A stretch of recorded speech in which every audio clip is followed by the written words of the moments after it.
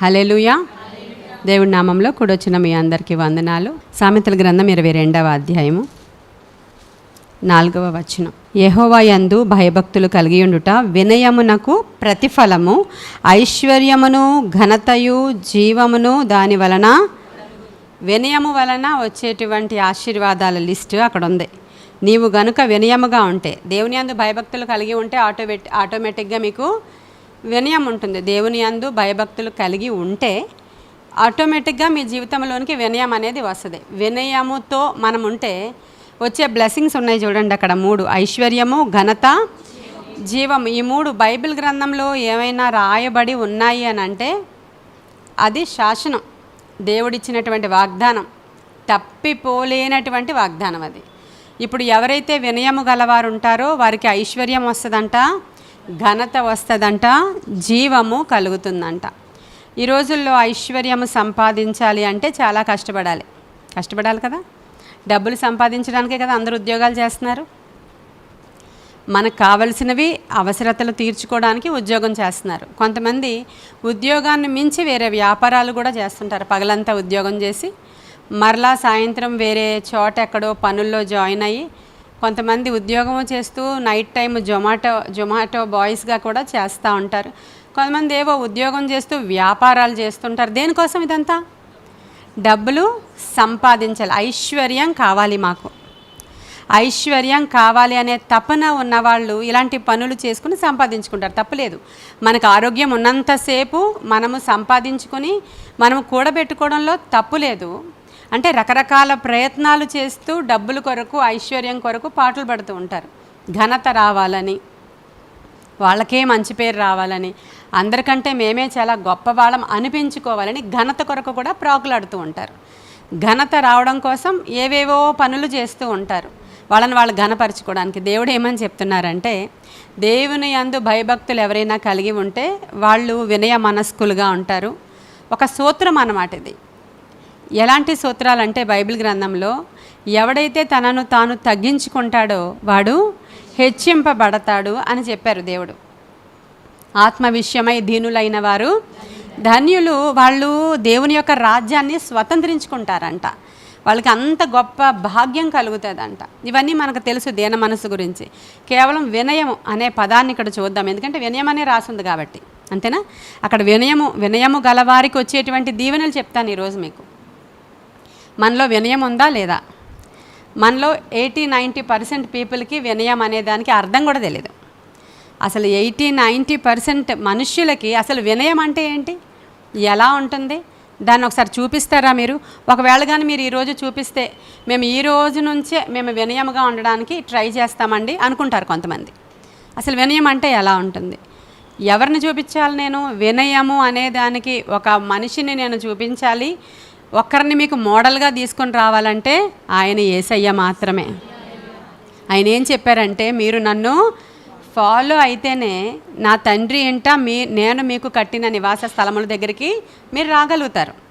ఎందుకంటే నేనే మార్గాన్ని, నేనే సత్యాన్ని, నేనే జీవాన్ని. కాబట్టి నన్ను ఫాలో అయితేనే మీకు మార్గం తెలుస్తుంది, నన్ను ఫాలో అయితేనే మీకు రూట్ తెలుస్తుంది. మరి నన్ను ఫాలో అవ్వలేదు అనుకోండి, మీకు రూట్ తెలియదు, ఎలా వస్తారు మీరు? కాబట్టి మనం వినయ మనస్కుడు ఎవరు, అసలు వినయం అంటే ఎలా ఉంటుంది, అసలు వినయంతో ఉన్న వాళ్ళ లక్షణాలు ఏంటి, వినయంగా ఉంటే దేవుడు ఏం చేస్తారు ఆలోచిస్తే, యేసుక్రీస్తు ప్రభువారు ఎంత గొప్ప దేవుడో. ఆయన మహాకాశాలు పట్టజాలనంత గొప్ప దేవుడంట.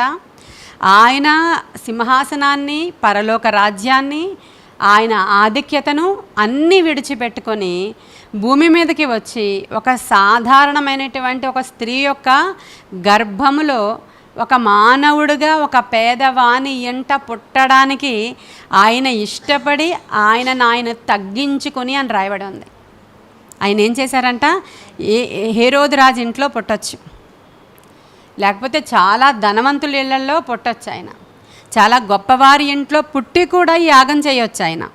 కానీ ఆయన తనను తాను తగ్గించుకొని మనకు మాదిరి చూపించి, ఆయన అవమానపరిచిన, ఆయన నిందకి అప్పగించిన, ఆయనని సిగ్గుపరిచిన, ఆయన ముఖం మీద పిడుగుద్దులు గుద్దుతున్నా, అసలు ఆయన యొక్క అంటే అంటే శక్తిని బట్టి వాళ్ళు ముఖం మీద గుద్ది నేను ఎవరు గుద్దారో ప్రవచించు అని ఆయన శక్తిని కూడా వాళ్ళు ఇన్సల్ట్ చేస్తున్నా ఆయన ఎంత మాత్రం కూడా దాని విషయమై గర్వించలేదు, దాని విషయమై హెచ్చిపోలేదు.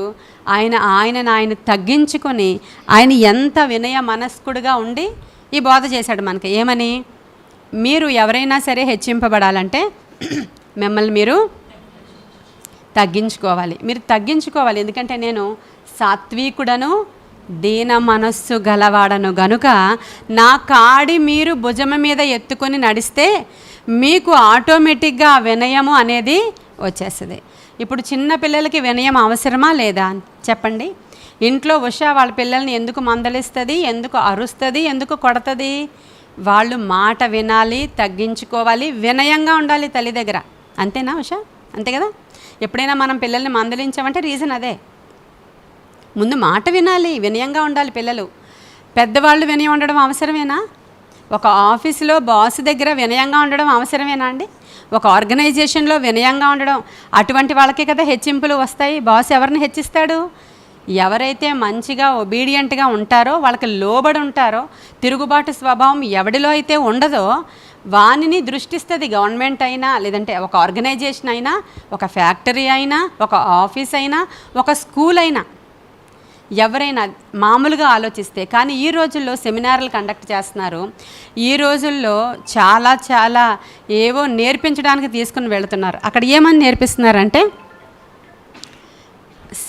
మనం ఎలా ఉండాలంటే మనల్ని మనం హెచ్చించుకోవాలి, మనల్ని మనము గొప్ప చేయడం మొదలు పెట్టాలి, మనల్ని మనము ఉన్నత స్థితిలో ఉన్నట్లుగా ఊహించుకోవాలి, మనము ఆ రేంజ్లోనికి వెళ్ళినట్లుగా మనమే సుపీరియర్స్ అన్నట్లు, మన లైఫ్కి మనమే బాస్ అన్నట్లు మనం రూల్ చేయడం మనకి రావాలి, మనం ఏలాలి, మనం ఆధిక్యత సంపాదించుకోవాలి అనేది ఇప్పుడు ఈ లోకంలో చాలా చాలామంది నేర్పిస్తున్నారు. ఇవన్నీ వినే ఉంటారు, మీరు చూస్తూనే ఉంటారు. మీరు మనం ఎలా ఉండాలి, మనం చాలా గొప్పవాళ్ళం అన్నట్లు మనం బిహేవ్ చేయాలి, మనం రాజులం అన్నట్లు ప్రవర్తించాలనేది ఈ రోజుల్లో చాలామంది సేవకుల యొక్క బోధ ఉంది.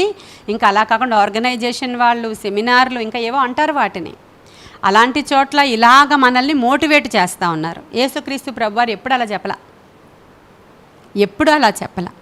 ఒక అధికారి ఇంట్లో, పరిచయని ఇంట్లో భోజనానికి వెళ్ళారు. ఒక చోట వెళ్ళినప్పుడు అక్కడికి వచ్చినటువంటి కొంతమంది అగ్రపీఠాలని అధిష్ఠించడానికి ప్రయత్నం చేస్తున్నారు. అక్కడ దేవుడు ఒక మెసేజ్ చెప్తున్నాడు, మీరు అగ్రపీఠాలను అధిష్ఠించడానికి ప్రయత్నం చెయ్యొద్దు. ఎందుకంటే అని ఒక ఉపమానం చెప్పాడు ఆయన. ఏ ఉపమానం చెప్పాడంటే, ఎప్పుడైనా నీవు ఒక పెళ్ళికి వెళితే, ఒక విందుకు వెళితే, నువ్వు వెళ్ళిపోయి ఏర్పరచబడినటువంటి సీట్లలో ముందు కూర్చుండిపోవద్దు. ఎందుకని? అది ఏదో ఒక పెద్ద అధికారి కోసం నిర్ణయించిన సీట్ అయి ఉండొచ్చు. అది నువ్వు వెనకాల వెళ్ళి కూర్చో, అప్పుడు నీ స్నేహితుడు వస్తాడు. ఒకవేళ నిన్ను కూడా ఆ లిస్టులో వేసి ఉండుంటే, స్నేహితుడా వెనకాల ఉండిపోయావేంటి, ఎదరగరా అని పిలుస్తాడు. ఒకవేళ నీ కోసం కేటాయించింది అది కాదు, నీకంటే పెద్ద ఆఫీసర్స్ కోసం కేటాయించిన సీట్ అయితే దయచేసి నువ్వు లేచి వెళ్ళి అక్కడికి వెళ్ళవా, ఇది వేరే వాళ్ళ కోసం కేటాయించిందని చెప్పినప్పుడు నీవు వారిలో సిగ్గుపడతావు అన్నాడు ఆయన. కాబట్టి ఎప్పుడు కూడా అగ్రపీఠాలని నీవు అధిష్ఠించొద్దు. నీవు వినయము గలవాడిగా, దీన మనస్సు గలవాడిగా ఉంటే నేను నీకు ఘనతనిస్తాను అన్నాడు ఆయన. ఇంకెప్పుడండి ఘనతనిచ్చేది? ఎప్పుడు తగ్గించుకొని మనం ఇంకా దీనులం అన్నట్లు, ఏమీ లేని వాళ్ళం అన్నట్లు, మేము చాలా తక్కువ అన్నట్లు మేము అలా ఉంటే మరి ఇంకెప్పుడు మనకు ఘనతను వస్తుంది అని అడగొచ్చు. చాలామంది ఇలా కూడా అడుగుతారు. ఎంతకు తగ్గించుకోవాలండి? తగ్గించుకునే కొద్దీ ఇంకా అణిచేస్తున్నారు, తగ్గించుకునే కొద్దీ ఇంకా చేతకాని వాడని అనుకుంటున్నారు, తగ్గించుకునే కొద్దీ మేమేదో చాలా తక్కువ వాళ్ళం, చిన్నోళ్ళం అనుకుంటున్నారు కాబట్టి అని మాట్లాడతారు వాళ్ళు. లోకం ఎలా అనుకుంటుంది అనేది ముఖ్యం కాదు, దేవుడు నిన్ను ఎలా ఉండమన్నాడు అనేది చాలా ముఖ్యం. ఎలా ఉంటే నీకు ఏం చేస్తాననేది చాలా ముఖ్యం కదా. వినయము కలిగి నీవు ఉంటే నీకు ఐశ్వర్యం ఇస్తాను అన్నాడు దేవుడు. ఐశ్వర్యము వస్తే ఏమవుతుంది? మీకు లోకంలో కొన్ని నానుడులు ఉంటాయి, కొన్ని మాట తీరులు ఉంటాయి. ఐశ్వర్యము నీ దగ్గరికి వస్తే సుబ్బిగాడు కాస్త ఏమవుతాడంట, సుబ్బారావు గారు అవుతారంట. మీకు అర్థమవుతుందా? ఐశ్వర్యం నీ దగ్గరికి వస్తే వాడి పేరు సుబ్బిగాడు ఒకప్పుడు, డబ్బులు లేనప్పుడు. ఇప్పుడు చాలా ఐశ్వర్యం అతనికి వచ్చింది. అయితే దేవుడిచ్చేటువంటి ఐశ్వర్యం వేరు, ఈ లోకం ఇచ్చేటువంటి ఐశ్వర్యము వేరు. దేవుడిచ్చేటువంటి ఐశ్వర్యము ఎన్నటెన్నటికీ మన దగ్గర నిలిచి ఉంటుంది. దానికి ఉదాహరణ ఒక అబ్రహాము, ఒక ఇస్సాకు, ఒక యాకోబు, ఒక యోసేపు, మీ ఒక దానియేలు, వీళ్ళందరినీ మీరు తీసుకోండి. ఒక యోబు, ఒకవేళ పరీక్ష పెట్టినా శాశ్వతమైనటువంటి ఐశ్వర్యంతో నింపేవాడు దేవుడు. ఆయన ఇచ్చిన ఐశ్వర్యవంతులు ఎప్పుడు కూడా మరలా ఫెయిల్యూర్ అయ్యారు అనేది బైబిల్లో లేదు. ఎస్తేరుని ఒకసారి పిలిచి రాణిగా పెడితే రాజు దగ్గరికి వెళ్ళడానికి కూడా నాకు భయం, మళ్ళీ రాణిగా ఉంచుతాడో చంపేస్తాడో తెలీదు అంటే, అయినా సరే ఆవిడ ధైర్యం చేసి ఉపవసించి రాజు దగ్గరికి వెళ్ళినప్పుడు అంతకంటే అధికమైన ఘనత ఇచ్చాడు. హల్లెలూయా. అప్పటికి 120 సంస్థానాలకి రాణి అయినప్పటికీ ఇంకా తరువాత ఈ యొక్క ఆధిక్యత జరిగి ఆ యొక్క హామానుని చంపేసిన తర్వాత ఇంకా పెద్ద రాజ్యాలకు ఆవిడ రాణి అయిపోయింది. తన యొక్క అన్న కూడా ఎవరైతే హామాన్ ఉన్నాడో వాడి ప్లేస్ని రీప్లేస్ చేస్తూ ఇంకా అధికంగా ప్రధానమంత్రి స్థానానికి సంపాదించేసుకున్నాడు. ఇప్పుడు ఆవిడ ఘనత, ఆవిడ ఎంత గొప్పది. ఇప్పుడు దేవుడు కానీ హెచ్చిస్తే ఆ ఐశ్వర్య ఘనతలు ఎన్నటికి నీకు నాకు నిలబడి ఉంటాయి. అంతవరకు వినయం తెచ్చుకోవడానికి ఎంత కష్టం అంటే మనకి ఈరోజు సామెతల గ్రంథము చాలా దగ్గరగా ఉంటుంది మనకి. సామెతల గ్రంథం చదువుతూ ఉంటే అది చాలా మనతో మాట్లాడుతూ ఉంటుంది. మనం నేర్చుకోవాలే కానీ ఒక్క మాట, నువ్వు సామెతల గ్రంథం 31 రోజులు అది చదివి తర్వాత వేరేది చదవండి అని నేను చెప్పాను లాస్ట్ ఇయర్ మీకు. చదువుతూ ఉన్నట్లయితే సామెతల గ్రంథం యొక్క జ్ఞానము మనలో పనిచేస్తుంది. ఎవరైతే వినయ మనస్కులు ఉంటారో వాళ్ళ దగ్గర జ్ఞానం ఉంటుందంట. చదువుదామా? 29 సామెతల గ్రంథం 23. ఎవని గర్వము వానిని తగ్గించును, వినయ మనస్కుడు ఘనత నొందును. అలాగే సామెతలు 11:2 అండి. అహంకారము వెంబడి అవమానము వచ్చును, వినయము గలవారి యొద్ద ఏముందంట? వినయము గలవారి దగ్గర నిజమేనా? ఉంటుందా జ్ఞానం? జ్ఞానం అంటే ఎవరు? దేవుడే.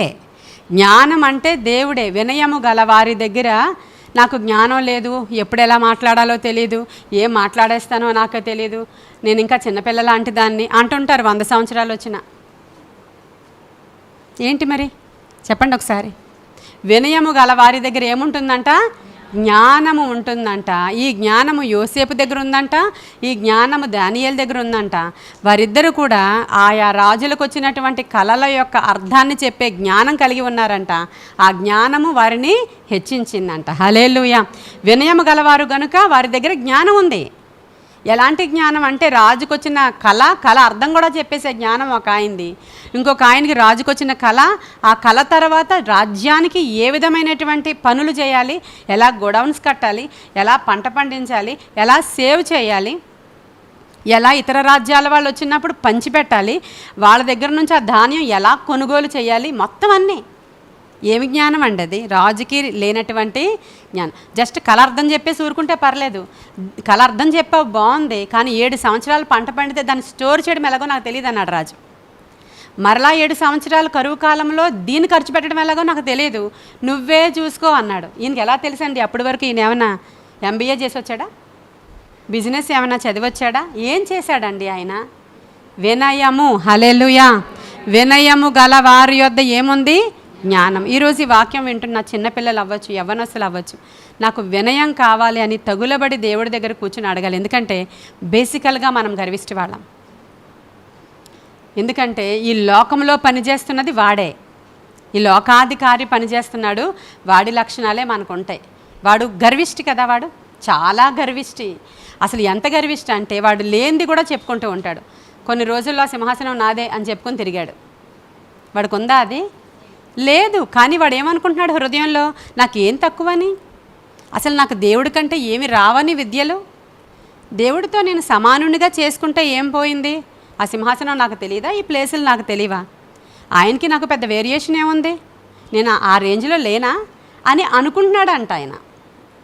చాలామంది ఈ లోకంలో మనల్ని ఇంట్రడ్యూస్ చేసుకోనేటప్పుడు మనకేముంది అంటే మన తాతలు ఎప్పుడో ఉన్నటువంటివి చెప్పుకుంటూ ఉంటాం. ఎందుకని? తగ్గించుకోవడం ఇష్టం లేక. ప్రస్తుతం ఏముందో చెప్పుకోండి. ప్రస్తుతం నీ ఉద్యోగం ఏంటి అంటే దానికి డబల్ త్రిబుల్ చెప్పుకుంటూ ఉంటాం. మా హస్బెండ్ సో అండ్ సో, ఇది క్యాడర్, అది క్యాడర్, అది డిపార్ట్మెంట్, ఇది డిపార్ట్మెంట్. నీ జీతానికి త్రిబుల్ చెప్తా ఉంటారు. నిజం. ఎందుకు అంటే వినయంగా ఉండడం, తగ్గించుకోవడం అనేది మనకి ఇష్టం లేదు. మనకు అసలు ఇష్టం లేదు. మనుషుడికి అసలు ఇష్టం లేదు. ఏదైనా మన గురించి గొప్పే చెప్పుకోవాలి, లేకపోతే మనం ఉండలేం. నిజమే? అబద్ధాలు చెప్తున్నానా నేను? సత్యమేనా మనం మాట్లాడుకుంటున్నాం? ఎవరో ఒకరు అలా చెప్పుకుంటూ ఉంటారు, ఏం లేదండి ఏదో చిన్న జాబ్ చేస్తున్నా, ఓకే అలా గడుస్తుంది అని. మరీ అసలు బోల్ డబ్బులు ఉన్న వాళ్ళు కూడా ఇలా తగ్గించుకుంటూ ఉంటారు, అది వేరే సంగతి. అంటే ఎవరైనా అడిగేస్తారేమో అని భయం, అది వేరే సంగతి. అది కపట నటన, రెండు వద్దు. నీవు ఉన్న స్థితిలో నీవు నేర్చుకోమంటున్నాడు దేవుడు, తగ్గించుకోమంటున్నాడు దేవుడు. వినయ మనస్సు కలిగిన వాళ్ళమై మనం ఉండాలి. ఎన్ని లాభాలంటే వినయం కలిగిన మనస్సు మనం కలిగి ఉంటేనంట రాబోయే ఉగ్రత దినమందంట ఆ ఉగ్రతలో నుంచి దేవుడు మనల్ని తప్పిస్తాడంట అండి.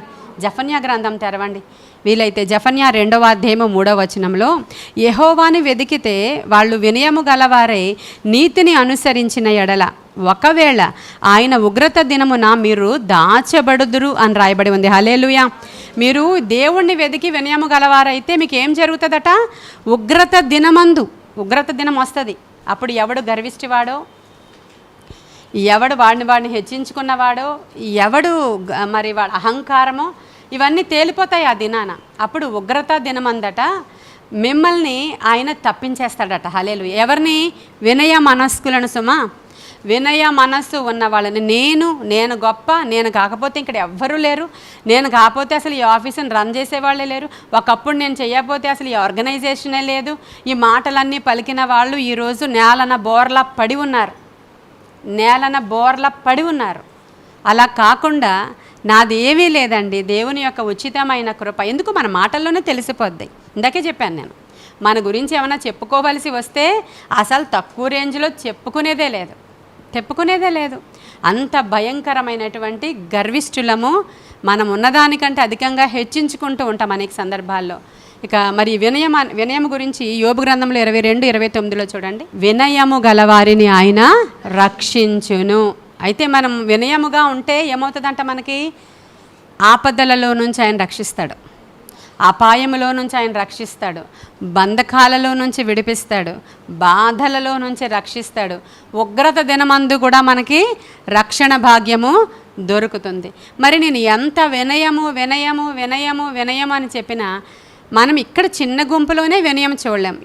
ఎవరినో ఏమో అంటే ఎవరో మానేస్తారంట చర్చ్. ఎవరో అన్నారు, మనం అనలేదు వాళ్ళని. అంత మాట నేను అస్సలు సహించను, భరించను, పడను, నా మమ్మల్నే అంటారా? అదేంటి? గర్వం అంటారా? అహంకారం అంటారా? వినయం అంటారా? అదే మనం ఎక్కడ చూపించుకోవాలి? మరి వినయాన్ని మనం ఎక్కడున్నామో అక్కడే చూపించుకోవాలి. మీరు కాలేజీలో ఉంటే మీ వినయము కాలేజీలో చూపించుకోండి. అందరికంటే తగ్గించుకోవడంలో తప్పేమీ కూడా లేదు. మనము స్కూల్లో ఉంటే స్కూల్లో చూపించుకోవాలి.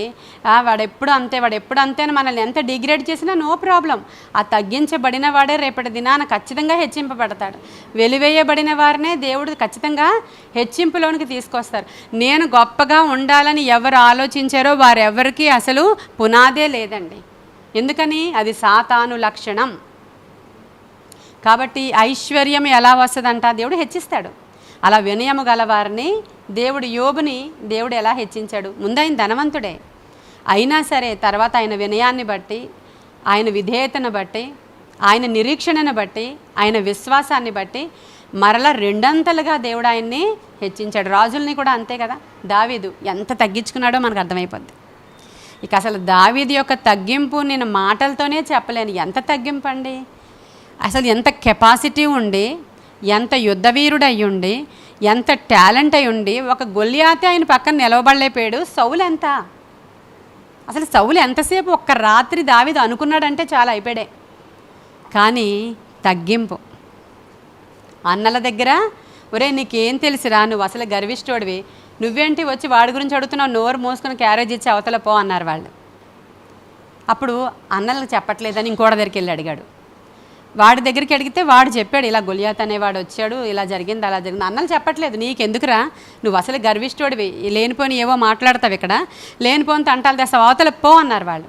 అయినా సరే ఇంకా యోసేపు, అన్నలు ఎంత చేసినా సరే ఆ వినయం చూడండి. అంతేనా? మనం తగ్గించుకుని ఇంట్లో తగ్గించుకుంటే ఏమన్నా ప్రాబ్లమా మోనిక? ఏం లేదు కదా. ఇంట్లో తగ్గించుకుంటున్నావా నువ్వు? ఎవరు 2-3 పిల్లలు ఉన్నప్పుడు వాళ్ళు రెచ్చిపోతుంటారు. నాకు చూడలేదు, ఇది చేయలేదు, అది చేయలేదు, అదిగో దాన్నే చూసావు, ఇదిగో దీన్నే చూసావు, అదిగో వాడినే చూసావు. అప్పుడు నువ్వు తగ్గించుకో. ఒక్కరు తగ్గించుకోండి, నాకు తెలియదు ఎవరు తగ్గించుకోవాలో మీ ఇంట్లో. ఆ తగ్గించుకున్న వాళ్ళనే దేవుడు ఇంట్లో ఎవరినైతే చిన్న చూపు చూస్తారో వాళ్ళే హెచ్చించబడతారు. ఎప్పుడు కూడా ఎప్పుడు కూడా అది అది 100% ట్రూ. అది అర్థమవుతుందా అండి? ఇది దేవుడు చెప్తున్నటువంటి సత్యం. కాబట్టి వినయం అనేది ఎలా వస్తుందయ్యా అంటే, దేవునిని వెతుకుట ద్వారా, దేవుని సన్నిధిలో గడుపుట ద్వారా, పశ్చాత్తాపపడి దేవుణ్ణి అడగాలండి. అడగాలి వినయం కోసం కూడా. నాకు వినయం కావాలి ప్రభువా అని అడగాలి. మనం అందరం అడగాలి. నేను నా బోధలో నేను వినయంగా బోధించడం చాలా అవసరం. ఎవరు ఏమన్నా సరే రెచ్చిపోకుండా, ఎక్కడెక్కడికో వెళ్ళిపోకుండా తగ్గించుకోవడం చాలా అవసరం. ఇవన్నీ నాకు మీకు, ఎందుకంటే మనం మనుషులం కాబట్టి అవన్నీ సహజంగా లేవు. మనకి ఎప్పుడు వస్తాయంటే ఎక్స్పీరియన్స్ ద్వారానే వస్తాయి మనకి. ఇంకా కొంతమంది ఉంటారు అన్నిటికీ తగ్గించుకుంటారు, ఏం పర్లేదు లాస్ట్ వరకు ఉంటానండి, లాస్ట్లో ఇవ్వండి పర్వాలేదు, లాస్ట్ వరకు ఉంటాను, ఏం లేదండి నేను తుడుస్తానండి, ఏం లేదండి నేను బాత్రూమ్ కడిగేస్తానండి, ఏం లేదు, చాలా ఉంటారు ఇలా. చర్చిలో అందరికంటే నేనే తగ్గించుకుంటాను తెలుసా అనే గర్వం ఉంటుంది వాళ్ళకి. బాగుంది కదా ఇది కూడా? చర్చిలో అందరికంటే నేనే తగ్గింపగలదాన్ని తెలుసా, నేనే ఒబీడియంట్ తెలుసా, నేనే గొప్పదాన్ని తెలుసా అనే గర్వం ఉంది అక్కడ. కాబట్టి గర్వం చాలా ప్రమాదకరమైనది. అది ఏ రకంగానైనా ఎంటర్ అవుతుంది మనలోనికి, చెప్పలేము అది. కాబట్టి చాలా జాగ్రత్తగా ఇప్పటికైనా వినయ మనస్కులమై ఈరోజు అడిగితే ఈరోజు ఆయన కనికరిస్తాడు. ఎవరిని కనికరించాడో చెప్పనా? ఆహాబు రాజు ఉన్నాడు, మంచోడే పాపం అతను. కానీ వచ్చిన భార్య మంచిది కాదు, ఇంత అంత దుర్మార్గురాలు కాదు. నాబాలుని కాదు, అతను ఎవరిని నాబోతుని చంపించేసింది. చంపించిన తర్వాత దేవునికి కోపం వచ్చేసింది. ఏలియా దగ్గరికి వెళ్ళి చెప్పాడు, వాడి దగ్గరికి వెళ్ళి నేను కొన్ని మాటలు చెప్పేసిరా అన్నాడు. సరే ప్రభు అన్నాడు. ఏలియాకి దేవుడు ఏమేమి చెప్పాలో చెప్పాడు. ఏలియా స్ట్రైట్ అవే వచ్చేసాడు. వచ్చినప్పుడు ఆహాబు అడుగుతున్నాడు, పగవాడా నీ చేతుల్లో పడిపోయినా అయిపోయిందా, నాకు వర్డ్ దిగొచ్చేసిందా, నాకు తెలుసు ఇప్పటికే భయపడుతున్నాను, నేను పడిపోయాను కదా నీ చేతిలో, నేను చెప్పు అన్నాడు. చెప్పు అంటే ఇంక మొదలుపెట్టాడు ఆయన. మొదలుపెట్టి నువ్వు అమ్మేసుకున్నావు కదరా నిన్ను నువ్వని మొదలుపెట్టాడు ఆయన. మాటలు చూస్తారా? బాగుంటాయి. 1వ రాజుల గ్రంథం 20వ వచనం నుంచి నేనే చదువుతున్నాను, వినండి. అంతటా ఆహాబు ఏలియాను చూచి, నా పగవాడా నీ చేతిలో నేను చిక్కుబడితినా అని పలుకుగా, ఏలియా ఇట్లా నేను యెహోవా దృష్టికి కీడు చేయుటకు నిన్ను నీవే అమ్ముకొని ఉన్నావు గనుక నా చేతిలో చిక్కితివి. అందుకు యెహోవా ఈలాగు సెలవిచ్చాను, నేను నీ మీదకి అపాయము రప్పించెదను, నీ సంతతి వారిని నాశనము చేతును. అల్పులేమి ఘనులేమి ఇజ్రాయేలు వారిలో అహాబు పక్షమున ఎవరునూ లేకుండా పురుషులను అందరినీ నిర్మూలనము చేతును. ఇజ్రాయేలు వారు పాపము చేయుటకు నీవు కారకుడవై నాకు కోపము పుట్టించితివి గనుక నెబాతు కుమారుడైన యెరోబాము కుటుంబమునకు, అహియా కుమారుడైన బయాషా కుటుంబమునకు నేను చేసినట్లు నీ కుటుంబమునకు చేయుదునని యెహోవా సెలవిచ్చుచున్నాడు. 25వ వచనం కూడా చూడండి. భార్య అయిన యెజబేలు ప్రేరణ చేత యెహోవా దృష్టికి కీడు చేయ తన్ను తాను అమ్ముకొనిన ఆహాబు వంటి వాడెవ్వడునూ లేడు. ఇజ్రాయేలీల ఎదుట నుండకుండా యెహోవా వెళ్ళగొట్టిన అమోరీయుల ఆచార రీతిగా విగ్రహాలను పెట్టుకొని అతడు బహుహేయముగా ప్రవర్తించెను. ఇంతవరకు ఆహాబు గురించినటువంటి వర్డ్ దేవుడి దగ్గర నుంచి దిగొచ్చి మామూలు తిట్లు కావవి. సిగ్గున్నవాడు అక్కడే చచ్చిపోతాడు అన్నమాట. అలాంటి తిట్లు తిట్టారు దేవుడు. ఎలాంటి నీచుడు అంటే, నువ్వు భార్యకి అమ్ముడిపోయావు కదరా, ఇలాంటి తిట్లు అనమాట. ఎవరి దగ్గర నుంచి వచ్చాయి? దేవుడి దగ్గర నుంచే వచ్చాయి ఈ తిట్లన్నీ. అమోరీయుల దేవతలను తీసుకొచ్చి మళ్ళీ ఇక్కడ పెట్టావు కదా, ఇజ్రాయిలీలు అందరూ చెడిపోవడానికి కారకుడు అయ్యావు కదా, నిన్ను క్షమించేది లేదు అసలు.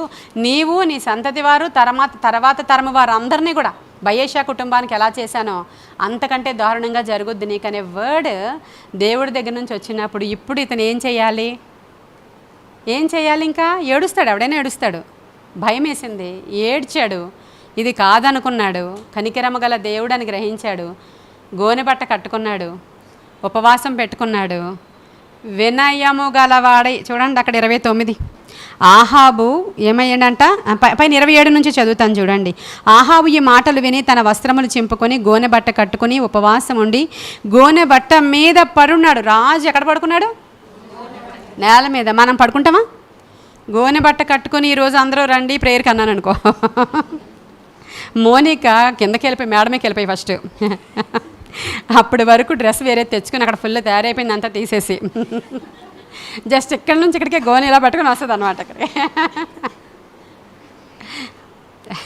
అంటే మనకే అంత సిగ్గు, ఎంత అసలు మనల్ని మనం తగ్గించుకొని ఇక రాజు ఏం చేస్తున్నాడు, మర్చిపోయాడు నేను రాజునని. రాజు ఏంటి, ఇంకా సేవకుడు ఏంటి, దేవుడే కలుగ చేసుకుని నన్ను తక్కువ చేసి నన్ను పడేస్తే మూలకి నేను ఏ పాటి వాడను, గోనె బట్ట కట్టుకుని ఏడవడం మొదలుపెట్టాడు ఆయన. ఇంకా ఎలా అంటే వినయాన్ని ఏమంటారు, హ్యూమిలిటీ అంటారు. ఇంకా ఆ లెవెల్లోనికి దిగిపోయాడు అనమాట. దిగిపోయి ఆయన ఏం చేస్తున్నాడంటే వినయము, ఇంక ఎంతటి వినయం అంటే, అయ్యా నిజంగా నేను చెయ్యాలని చేయలేదు కానీ అన్నీ ఇలా జరిగిపోయినాయి అని చెప్పి వినయముతో ఉపవాస ప్రార్థన చేస్తుంటే దేవుడు చూశాడంట. ఎవరిని? ఆహాబుని. దేవుడు చూశాడు, ఏలియా చూడలేదు. ఏలియా దగ్గరికి వెళ్ళాడు దేవుడు. ఏలియా దగ్గరికి వెళ్ళి, ఏలియా చూసావా, ఆహాబు ఉపవాసం ఉన్నాడు, గోనెబట్ట కట్టుకున్నాడు, ఏడుస్తున్నాడు, వినయముతో ప్రార్థిస్తున్నాడు, వెళ్ళి ఒకసారి వెళ్ళి ప్రార్థన ఆలకించానని చెప్పు. హల్లెలూయా. వినయము చూడండి ఒకసారి, మీకు వినయము ఎంతటి బ్లెస్సింగ్ మీకు తీసుకొస్తుందో చూడండి. నువ్వు వినయము కానీ సంపాదించుకుంటే దేవుడు మనసుని ఎలా దోచుకుంటావో చూడు. నువ్వు ఎంతటి పాపాత్ముడు, దుర్మార్గుడు అయినా సరే వినయముగా ప్రార్థించాడంట. వినయము ప్రార్థన స్టైల్లో కూడా వినయం కావాలి. నువ్వు ఇది చెయ్యంతే, నువ్వు అది చెయ్యంతే, నువ్వు ఇలా చేస్తావంతే, మేము అలా చేసామంతే, ఎందుకు చెయ్యవు అసలు చూస్తానంతే ఉన్నారండి. నేను విన్నానండి ఈ ప్రార్థనలన్నీ. విశ్వాసముతో చేయడం వేరు, దేవుని పాదాల చెంతక వచ్చి దేవునిని గోజాడుతూ ప్రార్థించేది వేరు. విశ్వాసముతో ప్రార్థన చేసేది అన్నీ తెలుసు ఆయనకి. నువ్వు విశ్వాసంతో చేస్తున్నావా, హృదయ గర్వంతో చేస్తున్నావా, అసలు ఏమి లోపల పెట్టుకుని కపటంగా చేస్తున్నావా, అసలు నీలో ఆ యొక్క వినయం మనసుకు ఉందా, కొన్ని పరీక్షలు పెడతాడు ఆయన. ఇక్కడ వెంటనే వినయము గలవాడుగా ఉన్న ఆహాబు దగ్గరికి, ఆ మాట చూడండి 29, ఆహాబు నాకు భయపడి వినయముగా ప్రవర్తించుట చూచితివా, ఆ అపాయము అతని కాలమునందు సంభవింపకుండా ఆపి అతని కుమారుల కాలమందు అతని కుటుంబీకుల మీదకి నేను దానిని, అంతే, క్లోజ్. ఇప్పుడు ఈయన ఎన్నాళ్ళు బ్రతుకున్నాడో, దేవుడు ఎంత ఆయుష్కాలం ఆయనకి ఇచ్చాడో ఆ టైంలో ఇంక ఉగ్రత రాదు. ఎంత గొప్ప విషయం. నీవు నేను బ్రతుకున్నంత కాలము కూడా నీ ఇంటి మీదకి ఏ కీడు రాదంట. హల్లెలూయా. నీ ఇంటి మీదకి ఏ అపాయము రాదంట నీకు వినయం ఉంటే. ఇంకా నువ్వు వినయం నీ బిడ్డలకు నేర్పించుకుంటే పిల్ల తరాలు కూడా ఎవరి మీదకి కూడా ఉగ్రత రాదండి. హల్లెలూయా. చూసావా, ఈ చిన్న మాటలో వినయంలో మీకు ఎంత ఉందో ఒకసారి అర్థం చేసుకోండి. దీన్ని ఈరోజు మనం కొనుక్కుని తెచ్చుకోవాలి తప్ప మన దగ్గర లేదండి. ఇది మాత్రం నిజం. వినయ మనస్సు అనేటువంటి వినయాన్ని ధరించుకున్నటువంటి భక్తులు చాలామంది మనకు కనిపిస్తారు. వాళ్ళల్లో ప్రాముఖ్యంగా మనం విలియం కేరీ అనేటువంటి ఆయన్ని చెప్పుకోవచ్చు. ఆయన విదేశాల నుంచి భారతదేశం ఏ ఫెసిలిటీ లేనప్పుడు వచ్చి ఎంత సువార్త ప్రకటించి భాషలన్నీ నేర్చుకొని బైబిల్ని తర్జుమా చేసి భార్యని బిడ్డల్ని పోగొట్టుకుని ఎంతో సేవ చేసినటువంటి ఆయనకి అవార్డు ఇవ్వాలని చెప్పి ఆయనను సత్కరించాలి, సన్మానం చేయాలని ఒక సభ జరుగుతూ ఉంటే ఒక వ్యక్తి, ఎవరో ఈయనంటే పడని వ్యక్తి వచ్చి, ఈయనలో గొప్పేముంది, ఇతను ఒక చెప్పులు కుట్టుకునేవాడు కదా, ఈయన అవమానించాలి అనుకున్నాడు. ఆ సభలో ఈయన అన్నాడు, విలియం కేరీ గారు ఆయన చెప్పులు తయారు చేసేటువంటి షూ మేకర్ ఆయన, అలాంటి వ్యక్తికి ఈరోజు ఇంత సన్మానం జరగడం చాలా మంచిది అనేటువంటి విషయాన్ని ఆయన సభలో మాట్లాడతాడు. అంటే ఘనత ఇవ్వాలని కాదు కానీ ఆయన అవమానించాలి అని ఆ మాట మాట్లాడినప్పుడు విలియం కేరీ గారు వచ్చి మాట్లాడతారు. ఏమని అంటే, అయ్యా మీరు నాకు చాలా పెద్ద బిరుదు ఘనత ఇచ్చేస్తున్నారు, నాకు అంతటి యోగ్యత లేదు, నేను షూ మేకర్ని కాదు, షూ రిపేరర్ని, నేను చెప్పులు కుట్టుకునేవాడిని అయ్యా, షూలు తయారు చేసేవాడిని కాదు, అలాంటి నన్ను ఈ స్థితిలో దేవుడిని పిలిచి సేవలో వాడుకున్నారు, మీరు నాకు ఇంకా పెద్ద పోస్ట్ ఇచ్చేస్తున్నారని ఆయన తగ్గించుకున్నాడంట. ప్రియమైన దేవుని బిడ్డలారా, ఈరోజు మరి విలియం కేరీ గారు ఎంత ఘనత పొందుకుని ఈ రోజుకి మనం మాట్లాడుకుంటున్నాం. ఎవరైతే ఆయన అవమానించాలని చూసారో ఆయన లేరు కదా, ఆయన ఎవరో కూడా తెలియదు కదా, అసలు అతను ఎవరో ఎందుకన్నాడో కూడా తెలియదు. అలా ఎవరమైతే వినయము కలిగిన వారం ఉంటామో చిరకాలము జ్ఞాపకం ఉండిపోయే ఘనత ఇస్తాడు వారికి దేవుడు. ఆ విధంగా ఘనపరచడం దేవునికి ఇష్టం. ఈ సామెతల గ్రంథంలో చెప్పబడినట్లుగా వినయ మనస్కులకి దేవుడు ఐశ్వర్యాన్ని ఇస్తాడు, ఘనతనిస్తాడు, జీవాన్ని ఇస్తాడు. ఈరోజు వినయము నీకు కావాలని ఆహాబు రాజులాగా అడగాలండి. అడుగుతారా? నాకు ఉందా ఆల్రెడీ, మీరు వెళ్ళరండి అంటారా నన్ను? అలా అన్నా సరే పర్లేదు, ఉందేమో అనుకుని వెళ్ళిపోతాను, ఏం పర్లేదు. లేదా? ఉందా? లేదు కదా, ఒప్పుకున్నారా? ఉంది కదా. మనందరికీ ఇంకొకరు మాట చెప్తే మనం అసలు వినం, వాళ్ళ మాట ఎందుకు వినాలని. పోనీ ఎవరో ఒక మంచి సలహా ఇచ్చారు కదా విందాము అనే ఆలోచన లేనివాడు గర్విష్ఠువాడే. ఎవరో మన పక్కన తోటికోడలో, మన చెల్లో, మన అక్కో ఏదో చెప్పింది ఒక సలహా, ఇలా చేయి అలా చేయను. అబ్బాయి అస్సలు లోబడాలి. లోబడేటువంటి మనసు మనకి కావాలి. సరే, కొన్ని మాటలు దేవుడు మన వెనుకల్లో దీవించునుగాక. ఆమేన్. స్తోత్రములు దేవా, పరిశుద్ధుడానికి వందనాలు. ప్రేమగల మహా గొప్ప తండ్రి, నీకు వందనాలయ్యా. కృపగలిగిన తండ్రి, ఈరోజు మాట్లాడే మాటల్లో దేవా, ఇదిగో నాలో మాలో ఇక్కడ చెప్పి నేను భ్రష్టురాలను కాకూడదు, వినుచున్న వారిలో కూడా ఎవ్వరు కూడా విని కూడా భ్రష్టత్వంలోనికి వెళ్ళకూడదు. మా ఉద్యోగాన్ని బట్టి, మా అందాన్ని బట్టి, మాకు ఇచ్చిన సంపదను బట్టి, మేము కలిగి ఉన్న వాటిని బట్టి, మా బిడ్డలను బట్టి, వారి కలిగి ఉన్న చదువులను బట్టి మేము అతిశయిస్తే నాయన అవమానమే వస్తుంది తప్ప ఆశీర్వాదం రాదు ప్రభువా. తెలిసి తెలియక దేని ద్వారా మేము అతిశయించామో వాటన్నిటిని బట్టి క్షమించమని వేడుకుంటున్నాం. ఇక మీదట అయ్యా అలాంటి మనస్సు మాకు లేకుండా వినయ మనస్సు మాకు కావాలని, అది బహుమానంగా ఇవ్వమని మేము అడుగుచున్నాము దేవా. హృదయం అంతా గర్వముతో నింపుకొని పైకి నాయన దీనమైన మాటలు మాట్లాడే నటన కూడా మాకొద్దు తండ్రి. అయ్యా ప్యూరిటీ కావాలి, మా హార్ట్లో ప్యూరిటీ కావాలయ్యా. వినయ మనస్సు మాకు కావాలని వినయముగా నీ పాదాల దగ్గర వేడుకుంటున్నాం యేసు నాయన. గొప్ప కార్యాలు జరిగించి మీ నామానికి ఘనత తెచ్చుకోమని నీ కృపగల హస్తానికి కూడి ఉన్న మమ్మల్ని అప్పగించుకుంటూ ఈ మాటలు మా వినికిడిలో దీవించి అనేకులకు ఆశీర్వాదకరముగా మార్చి నడిపించి మహిమ పొందుకోమని యేసయ్య శ్రేష్ఠ నామంలో అడుగుచున్నాము తండ్రి. God bless you.